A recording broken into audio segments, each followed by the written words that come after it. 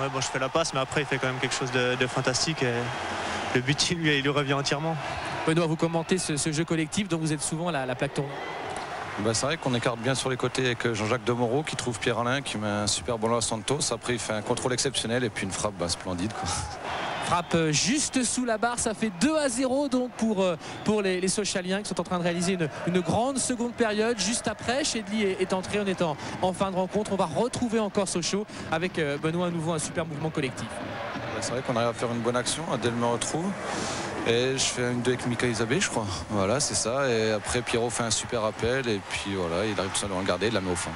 Pierrot, c'est à vous. Ouais, ben, disons que Benoît me fait une belle passe, mais je loupe un peu mon contrôle. C'est un peu long. Et après, j'ai réussi juste à toucher le ballon. Là, il y a un peu de délire quand même. Ouais, non, mais on était contents, c'est normal. 3-0 quand même, on revoit Pedretti, Fro, ça fait quelques années que ça dure. Vous n'êtes pas hors jeu, Pierre-Alain, parce que vous êtes couvert par un joueur lensois. Ça fait quelques années que ça dure. Et ça dure maintenant en première division. Lens va s'imposer. Deuxième victoire consécutive à domicile. Jamais cette saison une équipe de L1 n'avait réussi pareille performance. C'est la fête à Bonal. Un peu ternie cette fête quand même par le geste de Rigobert Song, sans doute dépité, là, qui laisse traîner ses crampons sur Maxence Flachez, qui est parti ce soir à l'hôpital pour se faire recoudre. Avec le président, c'est la fête. On écoute un peu le délire dans le vestiaire. Gloire et les épreuves, le personnage est resté le même. À 39 ans, Carmelo Micic est encore animé par la passion du football, celle qui lui avait permis d'exploser au FC Metz et de goûter aux joies de la sélection en bleu. Loin des stars de l'équipe de France, c'est avec les amateurs de Forbach que Carmelo Micic a retrouvé une deuxième jeunesse. Vainqueur de la Coupe de France en 88 avec Metz, il rêve d'un nouvel exploit. Carmelo est d'habitude entraîneur-joueur, mais cette fois face à Lens, il a préféré se concentrer sur son rôle de buteur et laisser la parole à son entraîneur d'alors, Marcel Husson. Qualité physique, style Galas. Solidarité, dépassement, surpassement, don de soi, sacrifice. Si vous sortez à la fin du match épuisé, comme vous êtes sur une civière, vous avez tout donné, on s'en balance. Rentrez, vous avez fait votre job. Le job, Carmelo Micic le connaît sur le bout des crampons. Devant 6000 spectateurs, dans un stade Schlossberg échaudé malgré la neige et le froid, c'est lui qui encourage ses troupes avant la rencontre. Modèle de détermination, histoire de montrer l'exemple. Visiblement, cela transcende ses coéquipiers qui entament la rencontre sans complexe face à Lens. Et dès la 6e minute, ils ouvrent le score. Camara, bien lancé dans la profondeur, fixe la défense et frappe. Son tir est contré par son homologue Zoumana Camara. Itandje est pris à contre-pied, Forbach mène alors 1-0. La joie des Mosellans est de courte durée, car 2 minutes plus tard, les Lensois égalisent. Un débordement de Lachor et une reprise de Keita. Après 8 minutes de jeu, les deux équipes sont à égalité, un but partout. Requinqués, les joueurs de Ligue 1 dominent et prennent logiquement l'avantage à la demi-heure de jeu sur un nouveau débordement de Lachor. Cette fois, c'est Sibierski qui est à la réception de son centre. Sa tête piquée trompe Gigelman. Lens mène alors 2-1. Ce sera le score à la pause. Loin d'entamer le moral des Forbachois, la mi-temps semble leur être bénéfique. Dans les vestiaires, on est loin d'être abattu.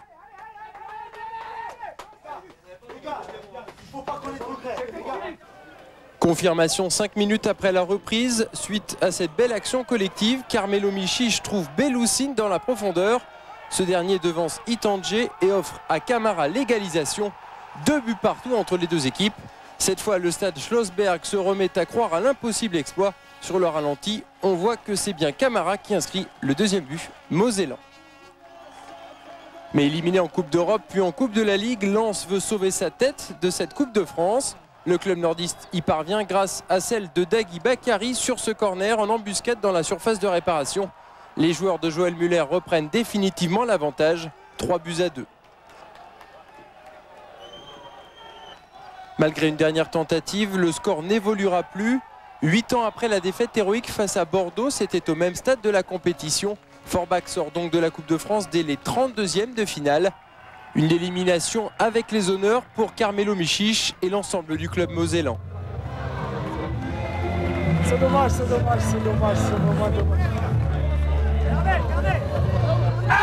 De la déception bien sûr, mais également la joie d'avoir fait douter un ténor de la Ligue 1. Des Lensois heureux de s'être sortis du piège mosellan. Cette équipe de Forbach a joué avec beaucoup de qualité, beaucoup de cœur. Elle a ouvert le score tout de suite.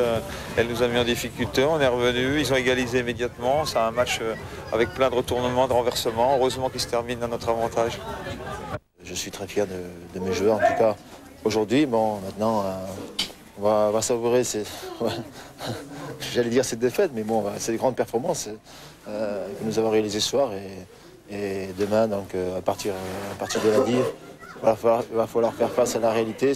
La réalité, c'est le maintien en CFA où Forbach est bon dernier de son groupe. Par le club, c'est en effet Sedan qui a offert aujourd'hui le trajet vers Lens à ses supporters. Il est vrai venu pour rien ici même il y a quelques jours. Et les joueurs s'y mettent aussi pour réchauffer leurs supporters avec une frappe de Moussa Ndiaye dès la 8e minute suite à un magnifique slalom au sein de la défense lensoise. Sedan est donc venu pour faire un coup, mais attention à ne pas se dégarnir derrière. Morera qui file dans le dos d'Amada Jambet qui est obligé de l'accrocher. C'est une faute et un coup franc que va lui-même tirer Daniel Morera. Morera qui marque à la 20e minute. C'est le 3e but de cette saison pour le néo-international et le même but pour Lens que celui marqué en Ligue des Champions contre la Corogne, souvenez-vous. Et si Noro n'avait pas sauté, le défenseur sudanais aurait très certainement contré la frappe de Morera. C'était le but qu'il fallait pour libérer les Lensois, maîtres du milieu de terrain. Ce sont eux qui se créent les plus belles occasions et qui gagnent les ballons, comme le Nigérian John Utaka qui marque malgré Regno. 6e but cette saison pour Utaka. Au départ, il y a 2 ratés sudanais, de Jambet d'abord, puis de Nyanka. Mais c'est surtout Utaka qui marque parce qu'il balance le gardien sudanais. Ce sera un peu plus clair sur ce ralenti. But accordé par Monsieur Koué et 2-0 après 38 minutes de jeu. C'est dur pour Sedan qui ne fait pas un mauvais match, mais Lens déroule et se régale. Corridon pour John Utaka et Seydou Keita qui frappe et marque malgré du Courtiou et 3-0 à la 42e minute. 2e but de la saison pour Keita, formé à Marseille et que Joël Muller a tendance à comparer à Pires. 3-0, c'est également la marque à la pause. Sévère donc pour Sedan, mais à l'image du jeu léché des Lensois. Les joueurs de Joël Muller qui continuent en seconde période sur le même rythme.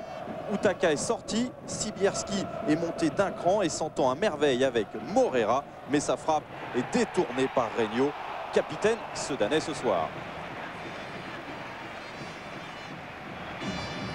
Henri Stambouli semble résigné car Sedan lâche en cette fin de rencontre et ne parvient même pas à concrétiser cette dernière occasion. Avec au départ Camara qui combine bien avec Pius Ndefi, mais Oulida voit sa frappe contrée au dernier moment par Itange. Henri Camara, rentré en seconde période, était à l'origine de cette action. Ce sera la dernière pour Sedan. Sedan maladroit donc et Lens euphorique. À la dernière minute, Lachor qui tire ce coup franc pour la tête de Sibierski. C'est le capitaine lensois qui clôt la marque.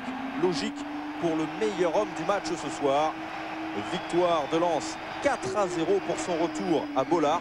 Une victoire, mais oui, avec la manière. Soirée avec le trophée du joueur du mois de décembre donné par la Ligue de foot professionnelle. Marcelo Gallardo est titulaire, lui qui vient de prolonger son contrat avec l'AS Monaco jusqu'en 2007, le jour de ses 27 ans, le week-end dernier. Gallardo justement que l'on retrouve avec Giuli. Giuli se centre, il y a Dado, Perso, Roten, la frappe et l'arrêt d'Itange. Après 43 secondes dans cette rencontre, ça débute plutôt bien. On parlait de Perso, titulaire, Nonda est sur le banc. Attention à ce corner de Roten. Il y a Perso, le ballon est dégagé par les Lensois, la reprise de Ludovic Giuli et cet arrêt, nouvel arrêt d'Itange, mise à contribution dans les 5 premières minutes de cette rencontre. À noter que Nonda, on vous l'a dit, est sur le banc tout simplement parce qu'il aurait souhaité ne pas faire le déplacement en Coupe de France à Beauvais le week-end dernier. Cela n'aurait pas plu à Didier Deschamps. Attention au Lensois avec Sibierski. Ballon dans les pieds de Keita. Keita qui donne ce ballon à Corridon à la limite du hors-jeu. Et l'ouverture du score après 9 minutes de jeu dans cette rencontre. Une ouverture lensoise. Le Racing Club de Lens donc qui mène en principauté, qui n'avait plus marqué ici au stade de Louis II depuis le 7 mars 98. C'était Stéphane Ziani et c'était d'ailleurs la dernière victoire des Lensois à Monaco Corridon à la limite du hors-jeu, mais en tout cas, c'est bien parti pour les Lensois. Des Lensois qui déroulent encore avec Roten, ce ballon en retrait. Et attention à Janutaka, et il y a surtout Roma qui passe un petit peu au travers. Et le retour de Pierre Fanfan, ancien de la maison nordiste, arrière droit ce soir du côté de Monaco. Monaco avec Evra, Roten, le duo marche bien. Roten, le centre, Perso et l'égalisation avec un coup de sifflet et un drapeau qui s'est levé. Regardez le petit sourire crispé de la part d'Ado Perso qui ne comprend pas la décision. Il n'était absolument pas hors jeu, mais Monsieur Kalt en a décidé autrement. Monsieur Kalt qui remplace Monsieur Kendek, qui aurait dû arbitrer cette rencontre. Regardez, absolument pas de hors-jeu pour Perso. Toujours 1-0 pour les Lensois, avec Perso encore qui se met en évidence. Une tête trop croisée face à la cage d'Itange sur ce service de Zikos, le grec. Tado Perso, buteur à Beauvais en coupe le week-end dernier sur penalty. Une victoire 1-0 des Monégasques. Monaco encore qui insiste avec Roten, et Gallardo se jette. Dernière occasion de cette première période avec l'analyse lucide de Jérôme Roten. Bon, on a eu les plus grosses occasions. On en a mis beaucoup même, je trouve, pour une mi-temps. On n'arrive pas à en mettre et au contraire, c'est eux qui ouvrent le score à la 14e minute. Et il faut s'accrocher et aller encore plus de l'avant et puis marquer un but qui va nous relancer dans ce match, parce qu'un point ça suffira pas, il faudra 3 points ce soir. Retour des vestiaires, voici Papsar qui fait son grand retour en Ligue 1. Il n'avait plus joué avec Lens en championnat depuis le 17 mars dernier et une défaite à Bordeaux sur le score de 2-1. On retrouve les Lensois avec Charles-Édouard Corridon étincelant ce soir. Un bon ballon pour Morera. Morera qui peut centrer ici. Il y a Charles-Édouard Corridon, mais la tentative de Corridon est trop enlevée. En tout cas, les Lensois tentent de surprendre ces Monégasques comme ils l'ont fait durant la première période. La réaction des hommes de Deschamps sur ce coup franc de Roten. La tête de Sébastien Schillaci pour son premier but en Ligue 1 après moins de 9 minutes de jeu dans cette première période. Égalisation superbe sur ce coup de patte de Roten. Sibierski était au marquage de Schillaci, le défenseur central de Monaco. Et ça fait 1-1 entre Monégasques et Lensois. Dès lors, les Monégasques bousculent les Lensois avec Perso.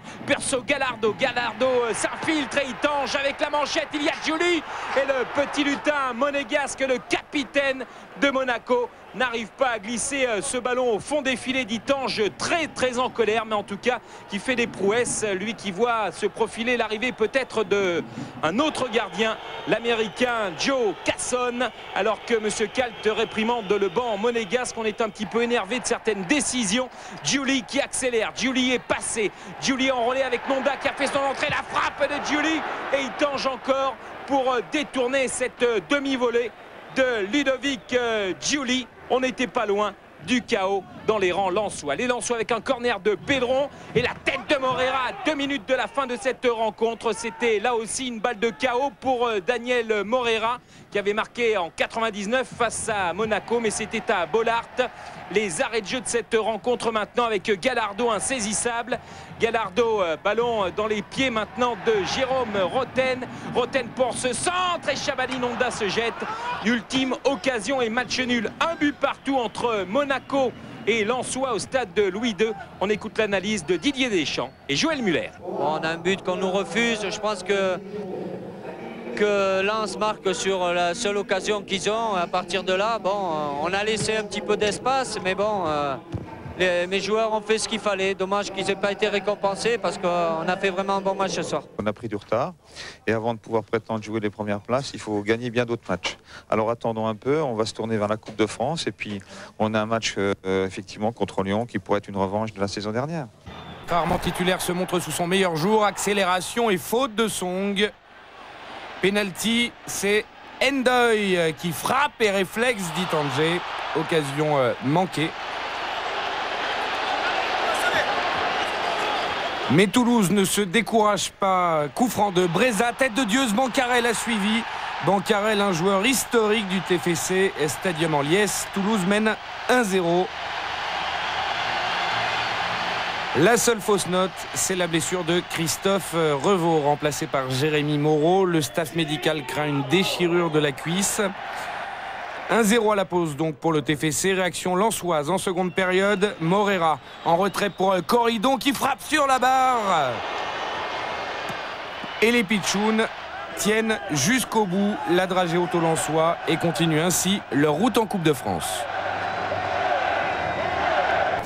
Pour cette rencontre, il neige à Lens, de la neige fondue mais froide, glaçante même. Heureusement la pelouse est bonne et la première attaque est lensoise avec Utaka.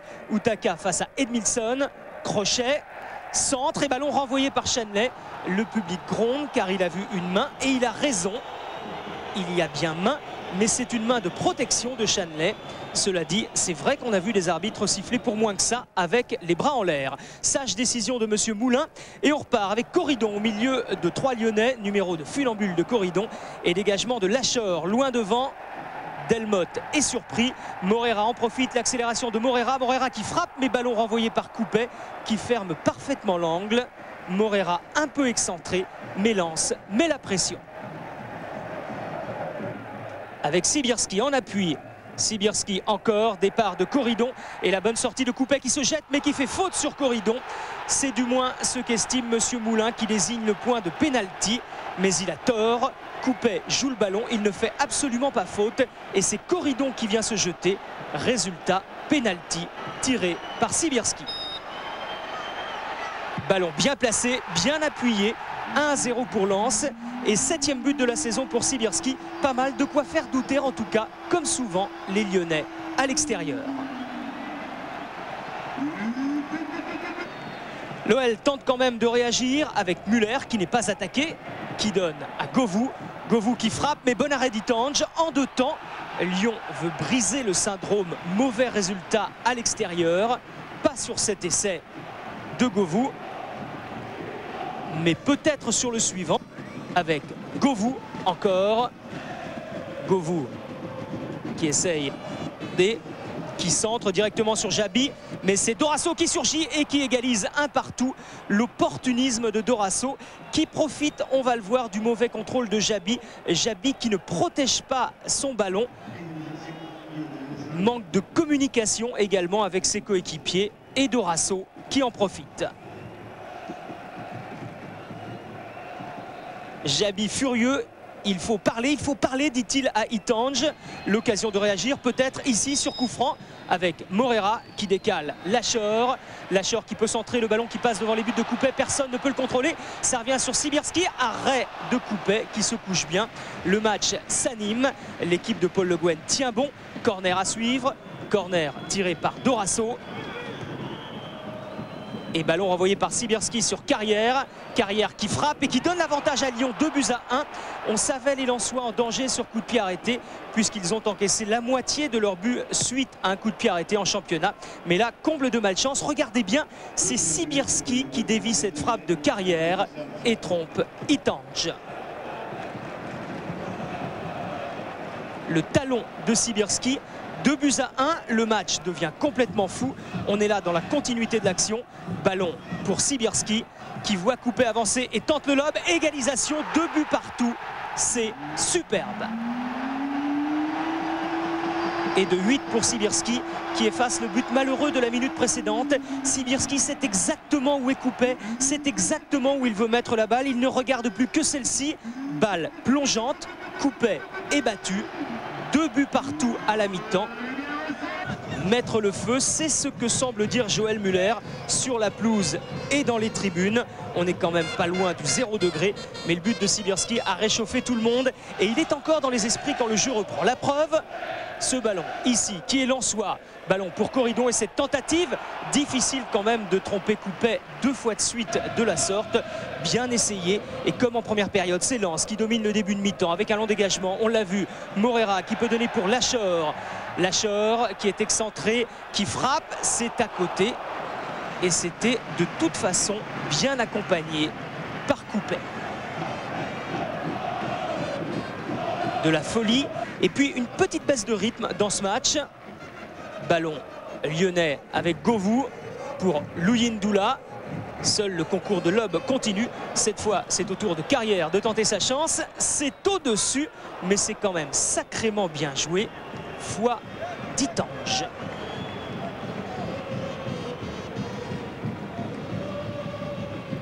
L'envie est toujours là, il reste 10 minutes à jouer et Lens repart avec Utaka en profondeur. Il est passé, Utaka qui donne en retrait, le but est grand ouvert mais il n'y a personne à la réception.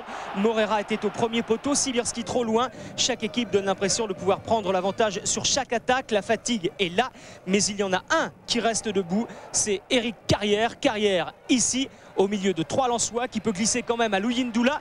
Luyindula qui frappe, mais arrêt d'Itange. C'était la balle de match. Itange, on va le voir debout jusqu'au dernier moment. Il ne se couche pas n'importe comment et préserve le nul de son équipe de partout. Lyon n'est plus leader, mais pour Paul Le Guen, ce n'est pas très important. Ça reste un bon point. Oui, un bon point après un bon match. C'est vrai qu'on aurait pu faire mieux. On a une belle situation avec Peggy Luyindula à 5 minutes de la fin. Le pénalty n'y est pas non plus vraiment. Donc bon, on est content du match réalisé, mais un petit peu frustré par le nul quand même. Côté lensois, bilan tempéré, joie mitigée pour Sibierski et les siens, malgré un but qui restera comme l'un des plus beaux de sa carrière. Je préfère quand même celui de la saison dernière, le retour acrobatique, mais celui-là, c'est vrai qu'il est beau.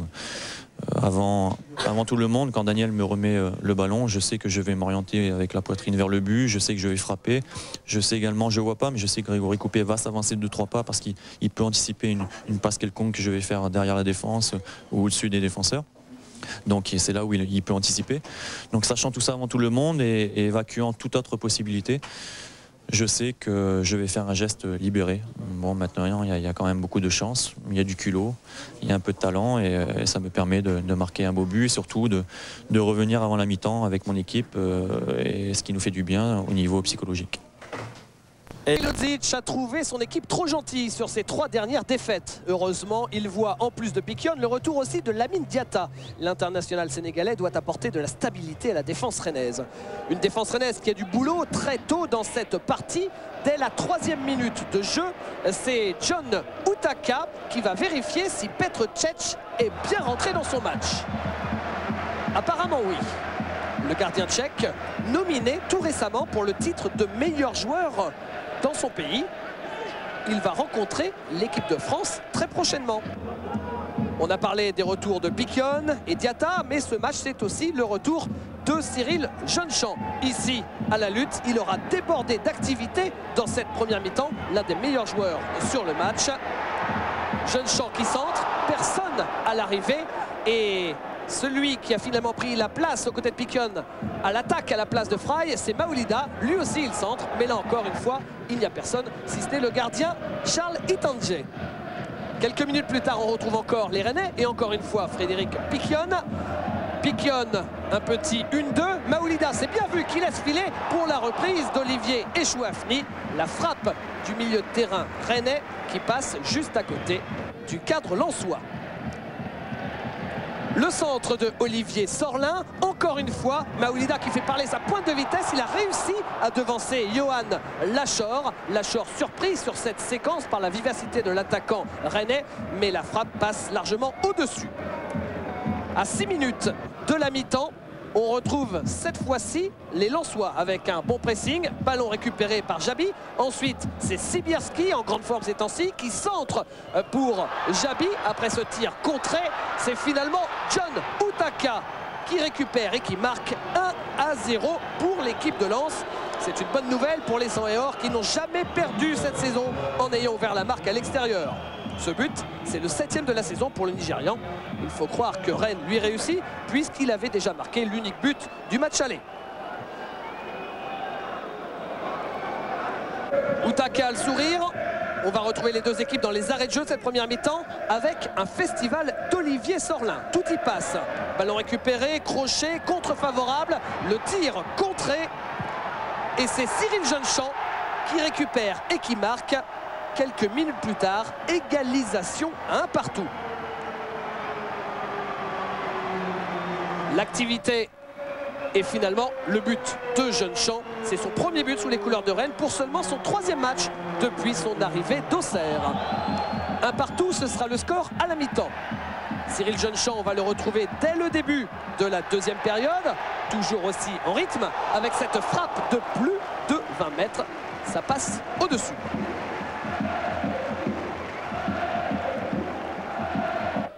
Nous sommes maintenant à l'heure de jeu avec encore une fois les deux compères de l'attaque rennaise qui vont s'illustrer. Sur le côté droit, c'est Taofilou Maoulida, centre au premier poteau et la reprise de Frédéric Piquion qui passe à côté.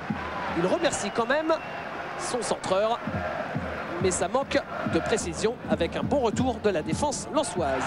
Dans la foulée, le centre de la droite, Koulibaly qui relance très mal ce ballon et celui qui en profite c'est Maoulida qui marque. Mais le juge de touche avait levé son drapeau, c'est un hors-jeu et il indique à Maoulida, ce n'est pas vous jeune homme qui étiez hors-jeu, mais bien votre compère Frédéric Piquion que l'on voit ici sur le ralenti dans la surface de réparation.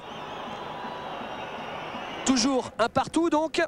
À un quart d'heure de la fin, voilà enfin la première action lensoise de cette deuxième mi-temps. Une erreur de relance de Lamine Diatta. Et Sibierski pour John Utaka qui frappe alors qu'il y avait Daniel Moreira qui attendait la balle au centre. La dernière action de ce match, à 5 minutes de la fin, une incompréhension entre Rigobert Song et Charles Itange. Ça a bien failli profiter à Olivier Sorlin.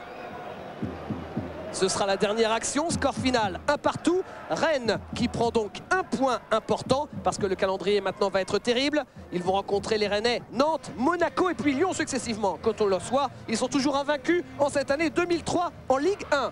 Et ça, c'est pas un spectacle et vous allez le constater pendant 9 minutes. C'est un spectacle qui peut devenir terrible. Regardez cette action lensoise avec Lacheur. Keïta séché par Gemali mais qui talonne encore pour Lacheur. Lacheur qui progresse côté gauche. Le centre de Lacheur et la frappe d'Utaka qui ouvre le score pour le Racing Club de Lens. On joue à peine depuis 3 minutes en première période. Et John Utaka inscrit son 8e but de la saison. Et quelle inspiration de Keïta pour Lacheur. Un centre parfait de l'ancien champion de France avec Daniel Leclerc en 98. Utaka ouvre le score 1-0 pour des Lensois qui crucifient les Girondins de Bordeaux dès les premières secondes du match. Le coup d'envoi sur le but de Lensois par les Girondins de Bordeaux. Bordeaux qui veut réagir maintenant, qui reste sur 4 victoires consécutives avec Costa. Costa pour Darcheville, le lot de Darcheville, ça va rentrer et non car Jacek Bak le Polonais est là pour sauver sur sa ligne et éviter le pire au Racing Club de Lens. Darcheville, c'est vrai, avait bien lu la trajectoire de ce ballon, mais il n'avait pas vu que Bak était là pour lui répondre et éloigner le danger. Toujours 1-0 pour Lens qui continue sur sa lancée justement avec Jabi. Moreira. La progression de Moreira, Sibierski arrêté pour Daniel Moreira qui va défier Canera, le crochet de Moreira. Attention à la frappe du gauche et c'est dedans. 2-0 pour le Racing Club de Lens. C'est le but de Daniel Moreira, son 4e de la saison. Ulrich Kramé n'en croit pas ses yeux et la défense bordelaise est à terre avec cet échange somptueux. La technicité lensoise a parlé. 2-0. Superbe crochet de Moreira pour éliminer Canera, l'international portugais. La frappe est limpide et ça rentre dans les cages d'Ulrich Kramé. Les soucis commencent pour Eli Boep. Mais attention quand même à la réaction d'orgueil d'Eduardo Costa, de Feindouno et des autres. Feindouno qui réagit, Feindouno qui progresse, poussé par Keïta. C'est un coup franc sifflé par monsieur Duhamel. La faute de Keïta est évidente, il balance le jeune Guinéen. Charlie Tange place son mur, mais il est très loin du ballon pour l'instant, il est revenu. Pas trop de danger donc, mais des trous de souris. Est-ce que Paoletta va pouvoir s'y glisser? Si c'est lui qui frappe, et c'est lui qui frappe, et c'est dedans. Paoletta qui redonne l'espoir aux siens grâce à son 14e but de la saison. Et encore un coup franc marqué par Paoletta. Superbe prise d'élan. Il a trouvé l'espace et trompe Charlie Tange. 2-1 pour le Racing Club de Lens qui se sent menacé et qui donc accélère avec Jabi. Le crochet de Jabi sur son pied gauche. Il frappe et ça passe assez largement au-dessus des cages d'Ulrich Kramé. Bordeaux encore, mais mauvaise relance de Gemali. Avec Bak qui donne sur le côté Keïta. John Utaka face à David Gemali. Utaka encore. Utaka toujours le centre. Sibierski face à Basto. La frappe et Sibierski qui inscrit un but incroyable. Incroyable parce que le collectif lensois est décidément très bien huilé ce soir. Pour Sibierski, c'est le 9e but inscrit cette saison et le 8e à domicile. Le dribble chaloupé de Sibierski et la frappe, le contrôle, tout est beau. Et surtout, c'est le chaos pour Ramey qui n'avait plus été battu par 3 fois depuis un soir de cauchemar à Gerland où Lyon s'était imposé sur le score de 4-2. C'était le 16 novembre 2002. Attention à Paoletta qui veut se jouer de la défense lensoise. Mais c'était sans compter sur Bach encore une fois.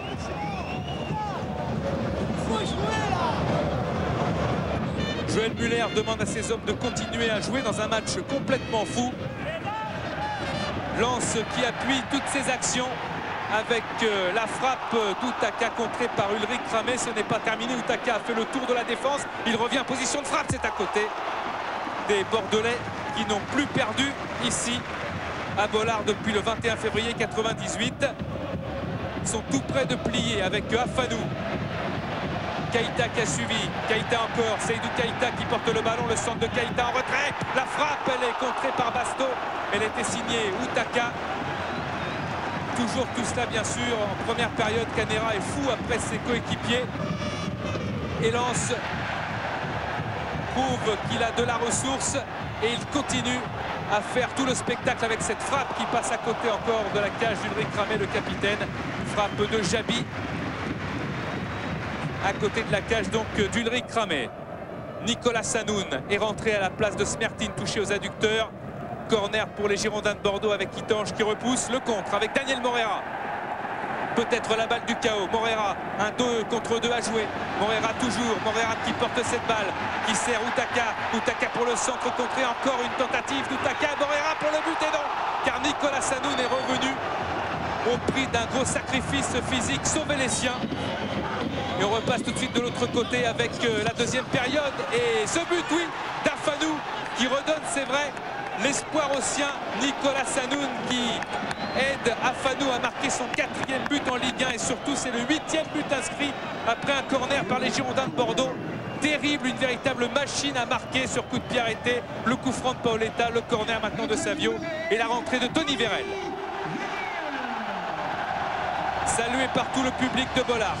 Comme le futur Tony Gaulle, qui se rappelle de son passé aussi, où Tony Vérel a enflammé les foules ici au stade Félix Bollard, champion de France aussi en 98. Attention à Bordeaux, attention à Lens et c'est contre Tony Vérel justement, mais c'est coupé la trajectoire de cette balle par Feindouno. Feindouno, le centre de Feindouno, la tête de Paoletta et le réflexe d'Ittange magnifique. La déception pour Paoletta, qui c'est vrai a marqué tout à l'heure, mais qui reste sur ce match contre Marseille, où il a raté un penalty arrêté par Rougneux. Morera. Morera toujours. Morera avec Tony Vérel. Le crochet de Vérel, la frappe et la claquette d'Ulrich Ramey pour éloigner le danger. Lens gâche des occasions. Et les Bordelais sont solides, ils reprennent espoir. C'est une grosse machine maintenant que cette équipe d'Elibope qui croit en son étoile. Feindouno, Costa, le centre de Costa et Paoletta qui marque le but de Paoletta, le doublé de Paoletta, le 4e doublé inscrit par Paoletta devant le sourire entendu d'Elibope. Il avait marqué un doublé contre Guingamp, Rennes et Sedan et Paoletta délivre les siens au prix de ce centre précis d'Eduardo Costa. Paoletta qui marque son 15e but de la saison. Magnifique but de Paoletta, plein d'opportunisme. 3 buts pour l'instant pour les Bordelais. Et Joël Muller n'en croit pas ses yeux. Avec Lens qui tente encore une fois une incursion, mais Johan Lachor est séché par Gemali. Attention, David Gemali a été déjà averti en première période. Il récoltera un 2e carton jaune synonyme de rouge. C'est le 4e carton rouge enduré par Gemali cette saison. Record égalé. C'était détenu jusque-là par Florent Laville, le Lyonnais. Et 8e carton rouge pour les Bordelais depuis le début de la saison, réduit à 10. Mais Bordeaux continue d'appuyer, d'accélérer avec ce centre peut-être en retrait. La frappe de Feindouno dans les bras de Charlie Tange. Lens encore qui se secoue parce que les Lensois le savent. Ce match est capital pour eux, il faut le gagner. Morera qui veut frapper, mais finalement les angles de frappe sont fermés. Vérel pour le centre, non, lui aussi il est bloqué par Afanou, il ne peut rien faire. Le centre de Sibierski maintenant qui frappe et c'est contré par le rideau défensif bordelais et Costa qui dégage très très loin. Lens qui a concédé déjà un match nul épique il y a quelques années ici face à Bordeaux, 3 buts partout, qui a déjà concédé des matchs nuls ici, 4 à domicile. C'est fini et le sourire d'Elibo parce que son équipe a joué. Il ne faut pas qu'on sorte de ça. De toute façon, à un moment donné, on a voulu faire autre chose. Je crois qu'il faut continuer à jouer. Et puis ça donnera peut-être des 3-3 comme ce soir. Mais c'est beaucoup mieux qu'un 0-0. En tout cas, vous avez failli à le tie-break. Hein. Ouais. On en a parlé à un moment donné. Merci. Grosse déception pour Johan Lacheur, toujours au micro de Philippe Lefebvre. Oui, on a des situations. Je veux dire, c'est dommage qu'on prend le deuxième but d'entrée en deuxième mi-temps. Je veux dire, moi, à la fin, j'ai encore un centre que je dois mieux négocier. Mais bon, ça fait partie du truc. On a tout donné. On pensait qu'on avait fait le plus dur en marquant le troisième but. Et à l'arrivée, un peu comme contre Beauvais, ils reviennent à 3-3. Et je dis, c'est une grosse déception côté Lensois ce soir. Joël Muller espère que son équipe réussira la même opération que la saison dernière. Les Lensois s'étaient imposés 1-0. Et ils sont bien décidés à confirmer dès les premières secondes du match. Il se crée la première occasion. Centre d'Utaka, Morera, reprise de Sibierski. Lille s'en sort bien. Landrin a sauvé en catastrophe. À la demi-heure de jeu, on retrouve Antoine Sibierski. Faire John Utaka sur le côté gauche. Utaka repique au centre. Tire. Vimbé détourne en corner. Le gardien lillois a bien fait de toucher ce ballon. 42e minute, nouveau corner, il est tiré par Daniel Morera, Sibierski, Song se jette, ouverture du score pour Lens. Et troisième but du Camerounais, Rigobert Song, défenseur et toujours dangereux sur les corners. Ils ont fait une nouvelle fois la démonstration. Celui-ci était bien frappé par Daniel Morera. Rigobert Song a réagi vite et fort, de quoi réchauffer les supporters lensois. 2 minutes plus tard, corner pour Lille et gros danger devant les buts d'Itange. Reprise d'Abidal à côté. Lille a failli égaliser, il s'en est vraiment fallu de quelques centimètres sur cette demi-volée d'Éric Abidal. 1-0 à la mi-temps, une petite retouche à la pelouse et les Lillois se créent une nouvelle occasion sur ce coup franc. Chéroux pour Famille, frappe, Itange repousse. Superbe envolée du jeune gardien lensois. Le tir de Famille était puissant et Itange n'a pas pris de risque. Il a sorti ce ballon des 2 points. C'est aussi le moment choisi par Joël Muller pour faire rentrer Tony Vérel à la place de John Utaka. Vérel récupère son premier ballon très replié. Il sert Morera. Morera à la limite du hors-jeu, tout seul face à Grégory Vimbé. Passe pour Vérel, plat du pied, 2-0 pour Lens et premier but de Tony Vérel sous son nouveau maillot. Il en avait marqué 2 avec Lyon. Celui-ci est donc le 3e de sa saison. Tony Vérel était sur la pelouse depuis exactement 6 minutes. Mais gros travail de Daniel Morera sur ce but. Gervais Martel peut enfin souffler, son équipe met fin à une série de 4 résultats nuls. En revanche, Claude Puel, lui, se fait du souci. On a développé un beau football, que ce soit en première mi-temps ou en deuxième mi-temps. Moi j'ai vécu ça du banc en première mi-temps et je peux vous dire que ça a vraiment été de bel ouvrage.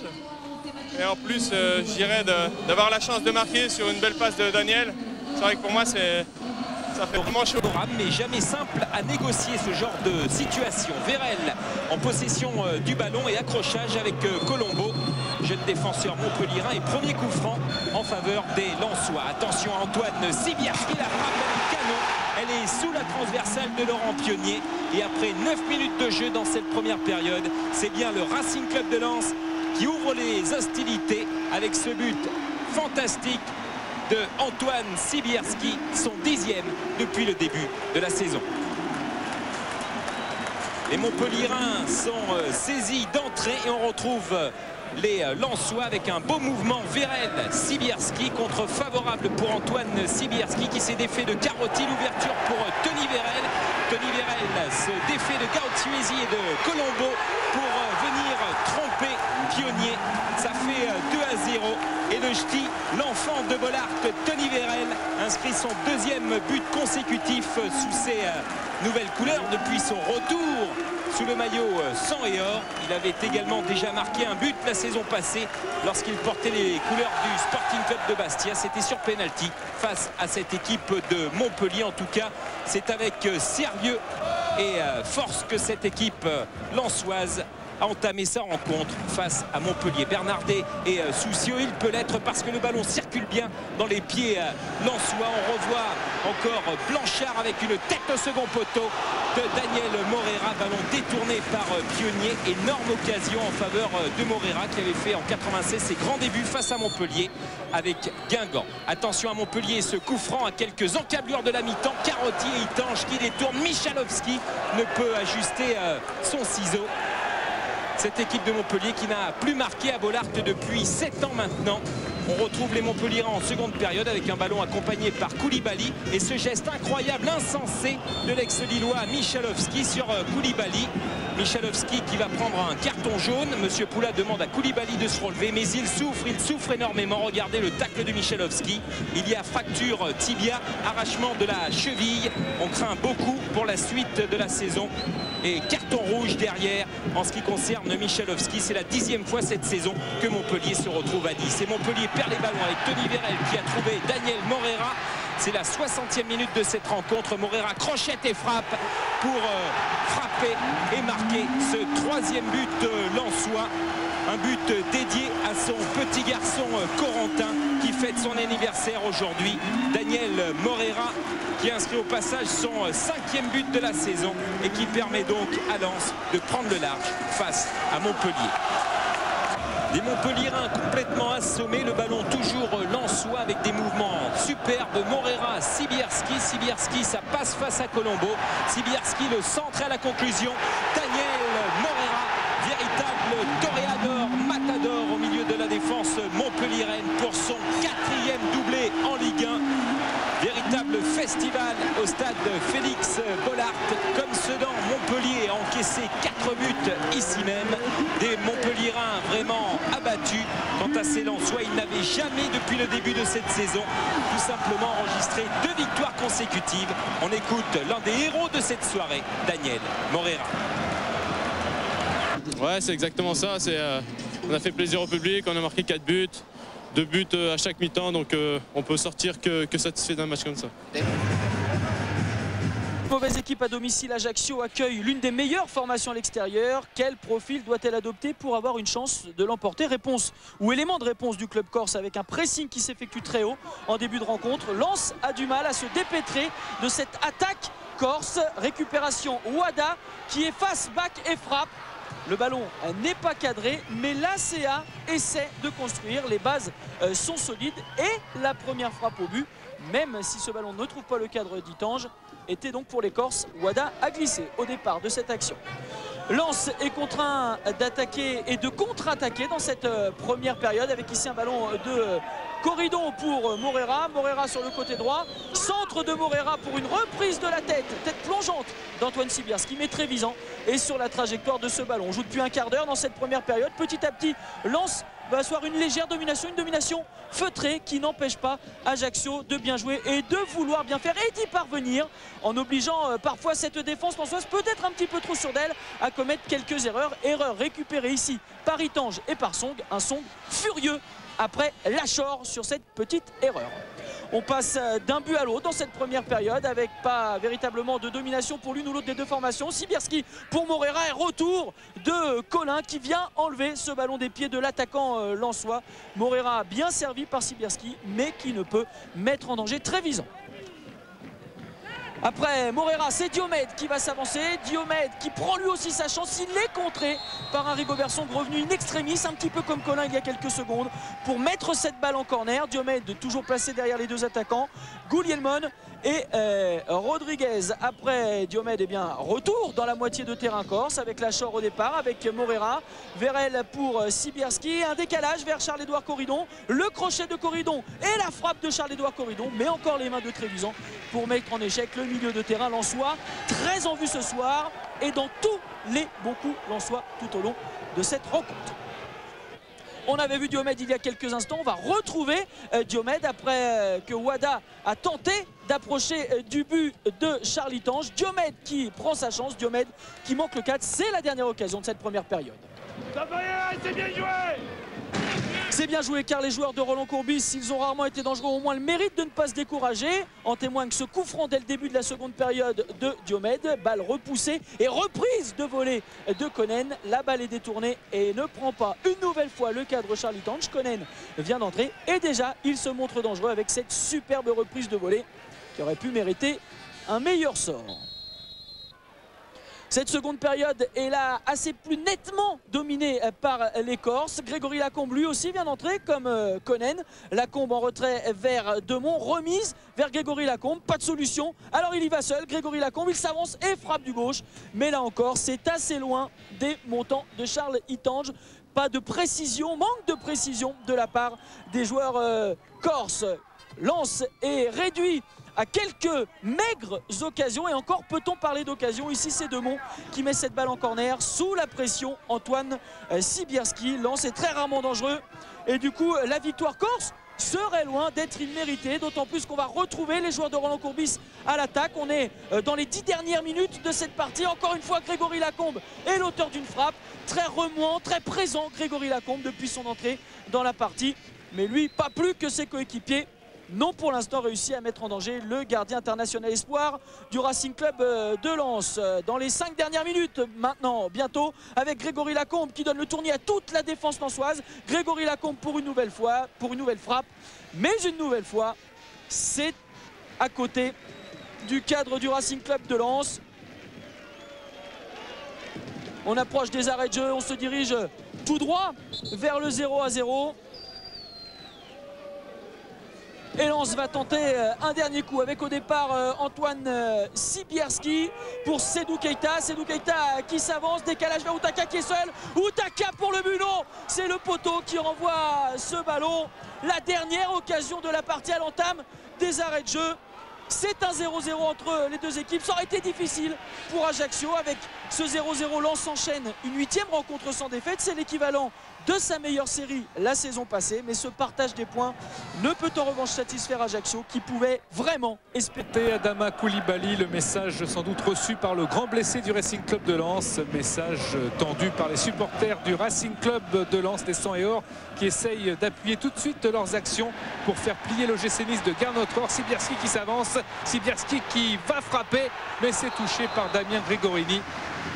Claquette du gardien niçois sur cette belle frappe de Sibierski, extrêmement tendu. Il s'est ouvert l'angle de frappe et Gregorini se détend. Garnotror veut une équipe bien organisée qui a du répondant et le voilà ce répondant avec ce coup franc de Pito détourné par Charles Itange également en corner.